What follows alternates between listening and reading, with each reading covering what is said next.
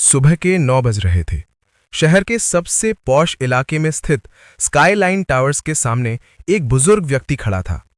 उसके कपड़े धूल से सने थे, पैरों में हवाई चप्पल थी और कंधे पर एक मैला कुचैला कपड़े का थैला लटक रहा था। चेहरे पर झुर्रियां और सफेद खिचड़ी दाढ़ी उसे एक लाचार मजदूर जैसा दिखा रही थी। उसका नाम विश्वनाथ सिंघानिया था। ये वही विश्वनाथ सिंघानिया थे जिन्होंने अपनी मेहनत से सिंघानिया ग्रुप ऑफ कंपनीज खड़ा किया था, जिसका टर्नओवर आज अरबों में था। लेकिन आज वो अपनी ही बनाई दुनिया को एक आम इंसान की नजर से देखने आए थे। वो देखना चाहते थे कि उनकी कंपनी की ऊंची दीवारों के पीछे इंसानियत बची है या नहीं। मुख्य गेट पर सुरक्षा गार्ड बलदेव तैनात था। वो फोन पर किसी से ऊंची आवाज में बात कर रहा था। विश्वनाथ धीरे धीरे गेट की ओर बढ़े। बलदेव ने उन्हें देखते ही डंडा फटकारा। ओ बाबा, कहां चले आ रहे हो मुंह उठाए? ये कोई मंदिर का भंडारा नहीं है, कॉर्पोरेट ऑफिस है, चलो आगे बढ़ो। विश्वनाथ ने हाथ जोड़कर कहा, भैया मुझे अंदर साहब से मिलना है, बहुत जरूरी काम है। बलदेव ने तिरस्कार से देखा। साहब से मिलना है? अपनी हालत देखिए, यहां बड़े बड़े बिजनेसमैन आते हैं, तेरे जैसे फटे हाल को तो सीढ़ियों पर भी ना चढ़ने दूं। निकल यहां से, वरना पुलिस बुला के डंडे पड़वाऊंगा। विश्वनाथ समझ गए कि सीधे रास्ते से जाना मुमकिन नहीं है। उन्होंने थोड़ी दूर जाकर देखा कि लोडिंग अनलोडिंग के लिए एक पिछला गेट खुला था। वहां एक युवा गार्ड खड़ा था।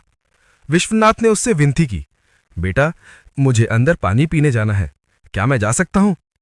गार्ड ने पहले मना किया, फिर उनकी उम्र देखकर बोला, जल्दी जाकर आ जाना बाबा, कोई देख लेगा तो मेरी नौकरी जाएगी। विश्वनाथ ने उसे आशीष दिया और अंदर दाखिल हो गए। इमारत अंदर से किसी महल जैसी थी, ठंडी हवा और कांच की दीवारें। विश्वनाथ लिफ्ट के पास पहुंचे। वहां रिसेप्शन डेस्क पर तानिया नाम की लड़की बैठी थी, जो फाइल देख रही थी। विश्वनाथ को वहां खड़ा देख उसने मुंह पर रुमाल रख लिया। तानिया ने कड़े स्वर में पूछा, एक्सक्यूज मी, आप अंदर कैसे आए? सिक्योरिटी कहां है? विश्वनाथ ने कहा, बेटी मैं नौकरी के लिए आया हूं, सुना है यहां चपरासी की जगह खाली है। तानिया ने अपनी कुर्सी घुमाई और उपहास करते हुए बोली, अंकल ये एक मल्टीनेशनल कंपनी है, यहां नौकरी के लिए सीवी और ईमेल भेजना पड़ता है, और आपकी हालत देखकर तो लगता नहीं कि आप यहां के लायक हैं। प्लीज माहौल खराब मत कीजिए और बाहर जाइए। विश्वनाथ का मन भारी हो गया, लेकिन वो रुके नहीं। वो सीढ़ियों के रास्ते दूसरी मंजिल पर एचआर डिपार्टमेंट पहुंचे। वहां कांच के केबिन में एचआर हेड समीर वर्मा बैठे थे। विश्वनाथ ने दरवाजा खटखटाया और अंदर चले गए। समीर ने उन्हें देखते ही फाइल पटक दी। ये क्या मजाक है, गार्ड ने इसे अंदर कैसे आने दिया? समीर चिल्लाया। विश्वनाथ ने विनम्रता से कहा, साहब मुझे बस काम चाहिए, मैं पढ़ा लिखा हूं, बीए पास हूं, घर में तंगी है, कोई भी काम कर लूंगा। समीर ने हंसते हुए कहा, बीए पास इस उम्र में? बाबा यह कोई सरकारी दफ्तर नहीं है जहां तरस खाकर नौकरी दी जाए। हमें स्मार्ट और यंग लोग चाहिए। आप रिटायरमेंट लीजिए और घर जाइए, यहां भीख नहीं मिलती। विश्वनाथ ने कहा, साहब मैं मेहनत कर सकता हूं। इससे पहले कि वो और कुछ कहते, समीर ने सिक्योरिटी को इंटरकॉम पर बुलाया, तुरंत सेकंड फ्लोर पर आओ और इस भिखारी को बाहर फेंको। सिक्योरिटी गार्ड्स ने आकर विश्वनाथ को बाह से पकड़ा और घसीटते हुए ले जाने लगे। विश्वनाथ को बहुत अपमान महसूस हुआ, लेकिन उन्होंने विरोध नहीं किया।